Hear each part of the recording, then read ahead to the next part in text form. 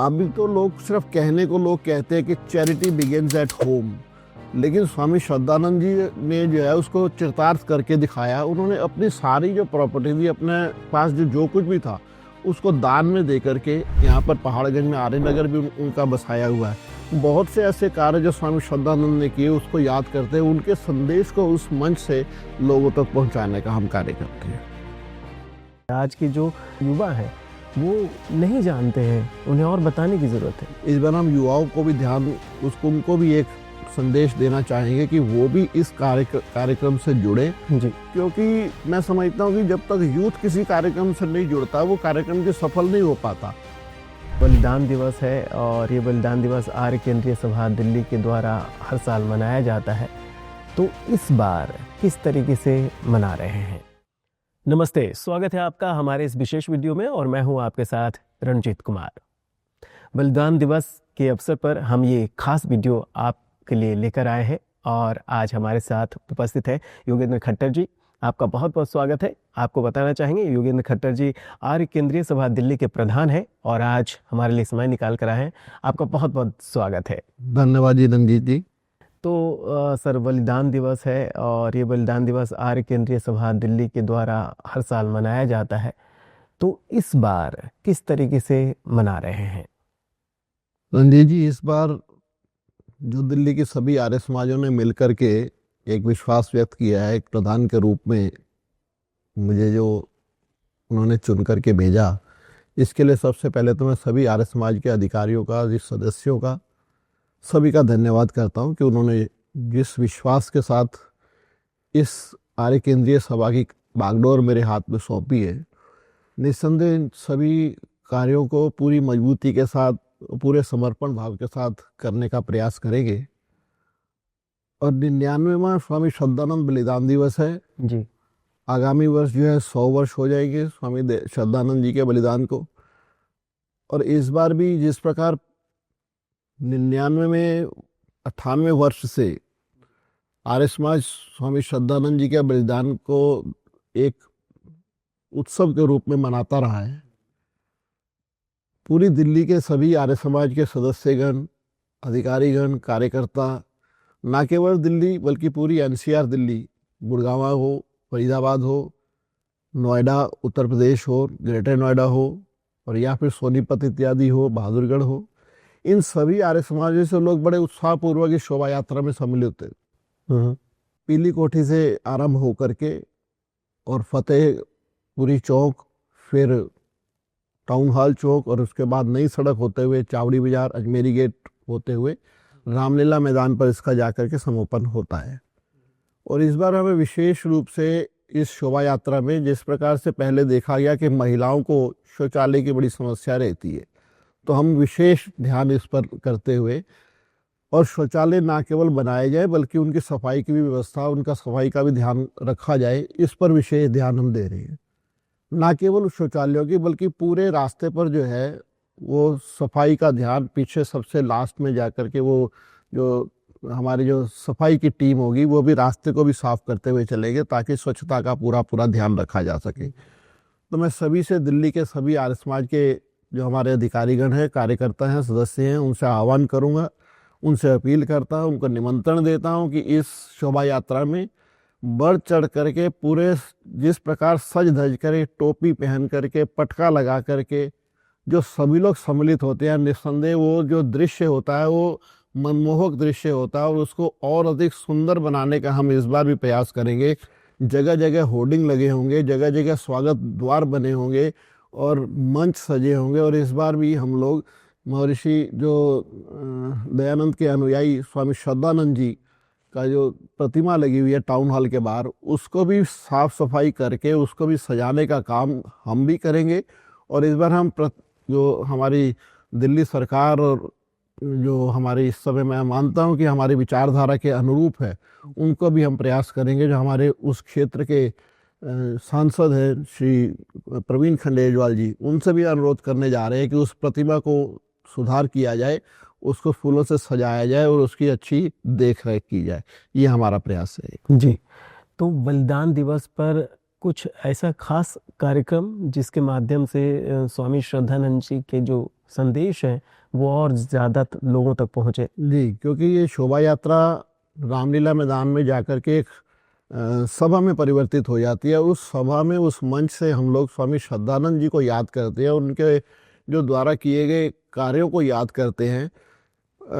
अभी तो लोग सिर्फ कहने को लोग कहते हैं कि चैरिटी बिगिंस एट होम, लेकिन स्वामी श्रद्धानंद जी ने जो है उसको चितार्थ करके दिखाया। उन्होंने अपनी सारी जो प्रॉपर्टी थी, अपने पास जो कुछ भी था, उसको दान में दे करके, अपने परिवार की सारी संपत्ति दान दे करके, जैसे यहाँ पर पहाड़गंज में आर्यनगर भी उनका बसाया हुआ है।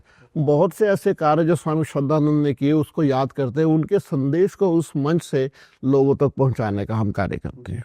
तो आपको लगता नहीं कि दिल्ली वासियों को स्वामी श्रद्धानंद जी के बारे में और बताने की ज़रूरत है? आज की जो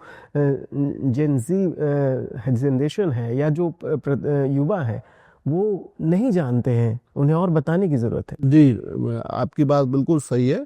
इस बार हम युवाओं को भी उनको भी एक संदेश देना चाहेंगे कि वो भी इस कार्यक्रम से जुड़े। जी। और हमारा पूरा प्रयास रहेगा कि, क्योंकि मैं समझता हूँ कि जब तक यूथ किसी कार्यक्रम से नहीं जुड़ता वो कार्यक्रम के सफल नहीं हो पाता। जी।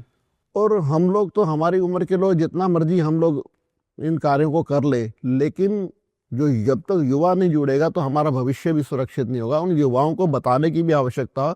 और आज का युवा निस्संदेह बहुत कुछ जानता ही है, जो सोशल मीडिया और जो गूगल से बहुत जानकारी आज यूथ को है भी, और जो लोग लेने का प्रयास करते हैं जानकारी, उनके पास पूरी जानकारी होती भी है। लेकिन फिर भी हमारा ये प्रयास रहेगा कि इस सोशल मीडिया के माध्यम से भी और आप लोग जैसे मीडिया के माध्यम से भी हम लोग इन संदेशों को यूथ तक पहुंचाए। यूथ इस काम के लिए जुड़ेगा। और मैं समझता हूँ जो हमारी जो नई कार्यकारिणी बनने जा रही है उसमें भी हम अच्छे स्तर पर युवाओं को स्थान देने का प्रयास कर रहे हैं। तो युवाओं की कार्यकारिणी है, और अगर स्वामी श्रद्धानंद जी के जीवन को देखें तो उन्होंने युवाओं को आगे बढ़ाया और देश के भविष्य में युवाओं को राष्ट्र हित में और राष्ट्र सेवा में बढ़ाया। तो आज उस शिक्षा का कितना सार गर्भित पाते हैं युवाओं के, अगर उनके परिप्रेक्ष्य में देखें तो? देखिए, यदि हम लोग उनके जीवन से कुछ सीख सके, जो उनके त्याग भावना थी और उनका जो जीवन था वो लोगों के प्रति उनका समर्पित था। जी। समाज में फैली हुई जो कुरीतियां थी उनको दूर करने का जो उनका एक प्रयास रहा, उनसे अगर हम शिक्षा लें और निर्भीकता, जिस प्रकार वो उनके जो जीवन में निर्भीकता थी, उसके चलते जो अंग्रेजों को भी अपनी जो उनके संगीने जो तानी हुई थी उनकी छाती पे, उनको वापस लेना पड़ा, उनका मुख मोड़ना पड़ा। तो ये सारी चीज़ें, हमें गलत को गलत कहना और ठीक को ठीक कहना और जो ठीक दिशा है उस पर चलना, ये स्वामी श्रद्धानंद जी की ही देन थी। और स्वामी श्रद्धानंद जी के जीवन से यदि हम कुछ सीख पाए तो हमारा ये सौभाग्य होगा। और आर्य समाज तो सिर्फ, मैं मानता हूँ कि महर्षि दयानंद सरस्वती जी के बाद यदि कोई आर्य समाज में समाज सुधारक हुआ तो स्वामी श्रद्धानंद जी ही थे। जी। तो बलिदान दिवस है, तो इस अवसर पर हम उनके पूरे जीवन को याद करेंगे। तो आप उनके जीवन के कौन से ऐसे पल हैं जिसे आप याद करना चाहेंगे युवाओं के लिए, कि उस पल को वो अपने जीवन में प्रेरणा के तौर पर ले? देखिए, मैं समझता हूँ कि जिस समय बहुत से जो युवा भटक गए थे, या जिस समय हमारे ही लोग, हिंदू जाति के ही लोग, कुछ एक विशेष जाति को जी अच्छा दर्जा ना दे पाने, उनका सम्मान नहीं करते थे और वो दूसरे धर्म में परिवर्तित हो गए। और उस समय स्वामी श्रद्धानंद जी आगे आए और उन सभी को वापस हिंदू धर्म में सम्मिलित कराया। जो मुसलमान हो गए थे उनको वापस हिंदू धर्म में सम्मिलित कराया और उनको सम्मान सहित, जो सम्मान उस जाति को मिलना चाहिए था हिंदू धर्म की जाति में, उसको सम्मान को वापस दिलाया। तो मैं ये समझता हूँ कि ये अपने जीवन के साथ साथ, व्यक्तिगत जीवन के साथ साथ, जब व्यक्ति समाज के लिए जीता है वही बड़ा कहलाता है। आज यदि स्वामी श्रद्धानंद जी के हम कार्यों को याद कर रहे हैं तो उसका कारण भी यही है कि उन्होंने अपने व्यक्तिगत जीवन को नहीं देखा, उन्होंने सामाजिक जीवन को महत्ता दी, उन्होंने दूसरे को, उपकार को महत्ता दी। तो मैं यही मैं संदेश भी युवाओं को देना चाहूँगा कि आप अपना जीवन यापन तो बहुत सुंदर तरीके से करें ही, लेकिन ये भी साथ में ध्यान रखें कि हमारे जो आसपास का माहौल है वो भी सुंदर होना चाहिए। पड़ोसी अगर हमारा खुश है, पड़ोसी यदि हमारा जो समृद्ध है, तो निस्संदेह हमारे को भी अपने आप को खुशी होगी और अच्छे माहौल में हम लोग जिएंगे। तो ये मेरा युवाओं से अवश्य एक आह्वान रहेगा कि हम लोग अपने जीवन के साथ साथ अपने जीवन को सुंदर अवश्य बनाएं, अपने जीवन को उन्नत अवश्य करें।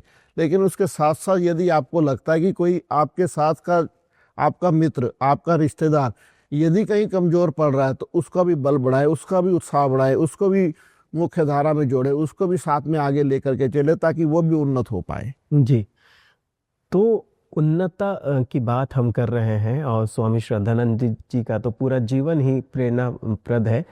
तो कहा जाता है कि जब वो हमारे बीच नहीं रहे तो कहा जाता है कि वो चले तो गए, लेकिन जाते जाते भी जोड़ने का कार्य कर गए। कैसे कैसे समाज को जोड़ा उन्होंने? यही उनकी विशेषता रही। जिस प्रकार से मैं कहूँगा कि आज अधिक आवश्यकता है सबको जोड़ करके रखने की, सभी के विचार एक रास्ते पर लाने की। जिस प्रकार उन्होंने उस समय अपने परिवार के साथ साथ समाज को जोड़ करके रखा, तो यही आज आवश्यक है। उनके जीवन से सीखने का हमें यही एक, मैं कहूँगा कि हमें प्रेरणादायक उनका जो स्वरूप रहा। कौन व्यक्ति ऐसा होता है कि अपनी सारी प्रॉपर्टी बेच करके और दलितों उद्धार का भी कार्य करे और उसके साथ साथ उनको बसाने का काम करे। अपनी अपनी खुद की प्रॉपर्टी बेच करके आर्य नगर को बसा देना उन्होंने, तो ये मैं समझता कि उनका जो बलिदान आज व्यर्थ नहीं जाना चाहिए। और उनके द्वारा किए गए कार्यों को यदि हम जन जन तक पहुंचा पाए और कुछ लोगों को भी हम प्रेरित कर पाए कि जो लोग इस कार्य को, मैं आज ये ना कहूं कि चलो आप अपनी प्रॉपर्टी बेचो, लेकिन जितना आप में सामर्थ्य है उतना भी यदि हम कर ले, थोड़ा थोड़ा करके यदि हम सबके लिए उन्नति की और सबको ले जाने का, जैसे आर्य समाज का नियम है कि व्यक्ति को स्वयं की उन्नति में सेटिस्फाई नहीं रह करके बाकी सबकी उन्नति में अपने आप को उन्नत मानना चाहिए। तो यदि ऐसा भाव हम सबके बीच में रहेगा, तो मैं समझता हूँ कि हमारे देश में खुशहाली आने में देर नहीं लगेगी और सभी लोग एक अच्छे रास्ते पर चलने का अच्छे रास्ते पर चलने के सीख ले पाएंगे। जी बिल्कुल। और दिल्ली क्षेत्र तो स्वामी श्रद्धानंद जी के जीवन का प्रमुख पड़ाव रहा है। यहाँ से वो राष्ट्रीय राजनीति में जुड़े और पूरे देश के कल्याण के लिए उन्होंने काम किया। तो दिल्ली का कोई ऐसा प्रसंग जिसे आप बताना चाहेंगे हमारे दर्शकों को? हाँ, देखिए, भी ये दिल्ली का जो रैगड़पुरा है, वहाँ पर एक कन्या विद्यालय बनाना उस समय ये एक बहुत बड़ा काम था, जिस समय पूरी की पूरी उस रैगड़ कम्युनिटी के आसपास के जो लोग थे उनका पूरा विरोध था कि कन्याओं के लिए अलग विद्यालय नहीं होना चाहिए। जिस समय जो कन्याओं को पढ़ने के लिए भी प्रेरित नहीं कर पा रहे थे, तो उस समय उस विद्यालय का बनाना और फिर जो आर्य नगर में प्लॉटिंग करके लोगों को बसाना कि आप लोग सम्मानपूर्वक यहाँ पर रह पाए, तो ये जो कार्य थे स्वामी श्रद्धानंद के। और इसके साथ साथ जिस समय अमृतसर में जो कांग्रेस के अधिवेशन की अध्यक्षता करने के लिए सभी ने मना कर दिया, किसी की हिम्मत नहीं थी कि उस समय अंग्रेजों से डर करके कि उसकी कांग्रेस के अधिवेशन की वो अध्यक्षता करे, उस समय स्वामी श्रद्धानंद जी आगे आए और उन्होंने उस अधिवेशन की अध्यक्षता की।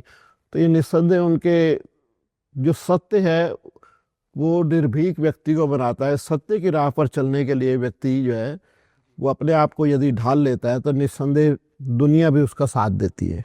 जाते जाते बलिदान दिवस पर क्या संदेश देना चाहिए?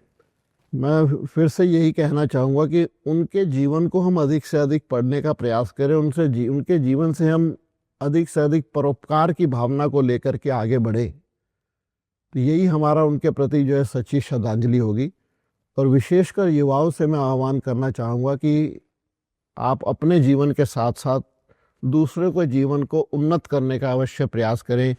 युवा जो है वो देश को बदलने की ताकत रखता है। युवा जो है वो पूरी कम्युनिटी को, पूरे आसपास के माहौल को बदलने की ताकत रखता है।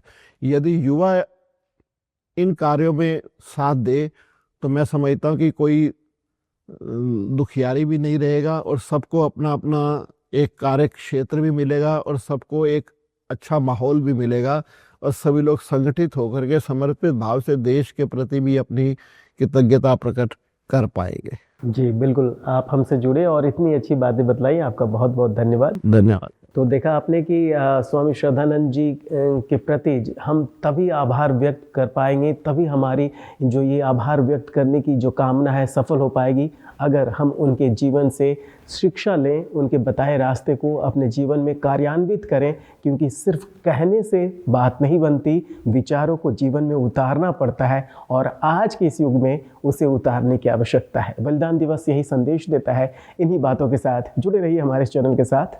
नमस्ते।